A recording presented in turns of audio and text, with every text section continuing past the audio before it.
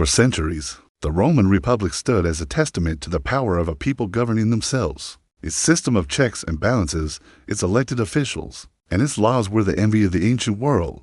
It was a government that had weathered countless storms, defeated mighty empires, and forged a lasting legacy of order and justice. But a house built on such a foundation can still crumble from within. The story of its fall is a cautionary tale, a blueprint of how a democracy, even one as powerful as Rome's, can die. This isn't just a story about emperors and legions. It's a story about human nature, ambition, and the slow, insidious erosion of a republic. Our story begins not with a dramatic collapse, but with a quiet shift in the fabric of society. After the Punic Wars, a flood of wealth and conquered territory poured into Rome. But this wealth was not distributed evenly. The spoils of victory went to the very top of small, powerful class of senators and landowners. They amassed vast estates, known as latifundia, and worked them with the thousands of enslaved people captured in Rome's wars. This made it impossible for the small Roman farmer, the backbone of the Republic, to compete. They had lost their land, their livelihoods, and their place in society. Dispossessed, they flocked to Rome, forming a swelling, discontented urban mob. They were still Roman citizens. They still had the right to vote, but they were now politically and economically beholden to the very men who had driven them from their homes. The balance of power was tipping. Into this seething discontent stepped the Gracchi brothers. First, in 133 BCE, came Tiberius Gracchus, a tribune of the plebs. He saw the rot at the heart of the Republic. He proposed a bold, radical solution, a law to redistribute public land from the wealthy elite back to the landless poor. This was not a move to overthrow the Republic. It was a desperate attempt to save it. But the powerful senatorial class saw it as a direct attack on their wealth and privilege. They used every constitutional trick and legal loophole to block his reforms. When that failed, they turned to a more violent method. Tiberius and hundreds of his followers were brutally murdered in the streets of Rome by a mob of senators and their supporters. This was a horrific precedent. For the first time, a political disagreement had been settled not in the Senate or the Forum, but with bloodshed. The Constitution was no longer the supreme law, brute force was. A decade later, Tiberius's younger brother, Gaius Gracchus, followed in his footsteps. He was even more ambitious in his reforms, seeking to expand citizenship, stabilize the grain supply, and challenge the very authority of the Senate. And like his brother, he met a violent end. Another senator-led mob, armed and sanctioned by the state, hunted him down. Gaius ordered a trusted servant to kill him to avoid capture, and over 3,000 of his supporters were summarily executed. The message was clear: dissent would be met with overwhelming force. The old rules were gone. The Republic was becoming a place where political differences were a matter of life and death. The seeds of discord sown by the Gracchi found fertile ground in the military. As Rome's borders expanded, so did the need for soldiers. But the traditional army was made up of landowning citizens, a dwindling population. Into this void stepped Gaius Marius. He revolutionized the Roman army, opening it up to the landless poor. He provided them with arms, armor, and a salary, and most importantly, he promised them land upon their retirement.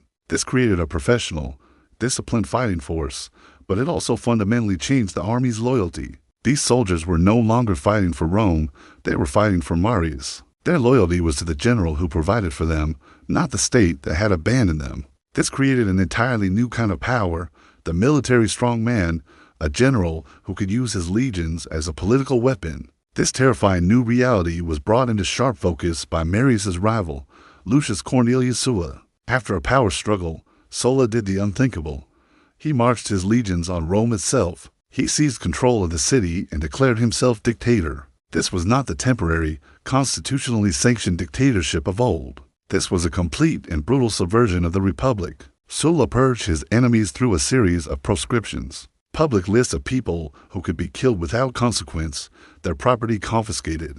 Thousands died. He consolidated power, reformed the government to benefit the Senate, and then, in a stunning move, he voluntarily gave up his power and retired. But the damage was done. Sulla had shown everyone that political power could be seized by force, and that the ultimate loyalty of the army was to its commander, not the Republic. He had, in his own way, sealed its fate.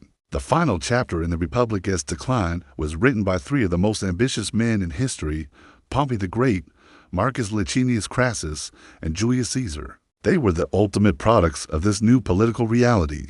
They formed a secret alliance, the first triumvirate, to circumvent the Republic's laws and control Rome behind the scenes. They used their immense wealth, military prestige, and popular support to get what they wanted. Crassus, a man of staggering wealth, bankrolled their operations. Pompey, a celebrated general, commanded immense respect and loyalty. And Caesar, the most ambitious of them all, was a masterful politician and a brilliant military strategist. Caesar's campaigns in Gaul made him a legend. He conquered vast territories, amassed a fortune, and, most importantly, earned the fanatical devotion of his army. The Senate, fearful of his rising power, ordered him to disband his army and return to Rome as a private citizen.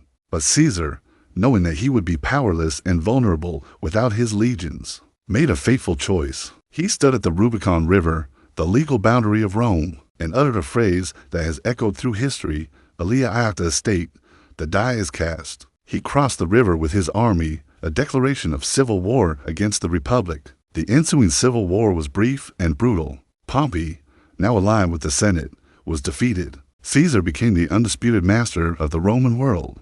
He was declared dictator for life. He pardoned his enemies, initiated sweeping reforms, and was immensely popular with the people. But to the staunch defenders of the Republic, his power was an unacceptable tyranny. His actions were a blatant perversion of everything the Republic stood for. A group of senators, including his supposed friend Brutus, conspired to kill him. They believed that by eliminating the tyrant, they could restore the Republic. On the Ides of March, 44 BCE, they stabbed him to death at the foot of a statue of his old rival, Pompey. They were tragically wrong. Caesar's assassination did not save the Republic. It killed it outright.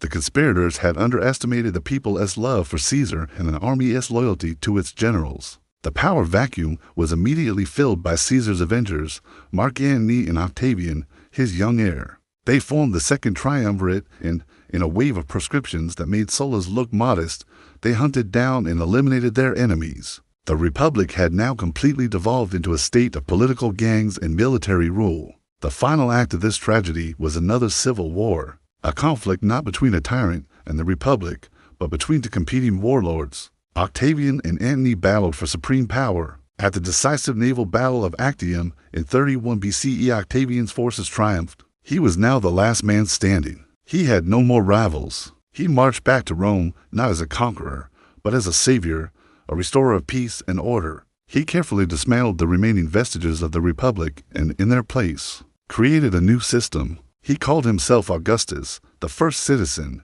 but in all but name, he was an emperor. He held absolute power, but he did so while maintaining the pretense of republican institutions. He ruled with a gentle hand, and the exhausted Roman people, weary of a century of civil war, were happy to trade their freedoms for security. And so, the Republic died. It wasn't a single, dramatic event, but a slow, gradual decay, a steady chipping away at its foundations. The seeds of discord, the rise of military strongmen, the erosion of constitutional norms, and the willingness of the people to trade liberty for peace all conspired to bring it down. The Roman Republic was replaced by the Roman Empire, and its story serves as a powerful reminder that a democracy is a fragile thing, requiring constant vigilance and a steadfast commitment to its principles. Because sometimes, the greatest threat to a democracy doesn't come from an outside invader, but from the choices its own citizens and leaders make from within.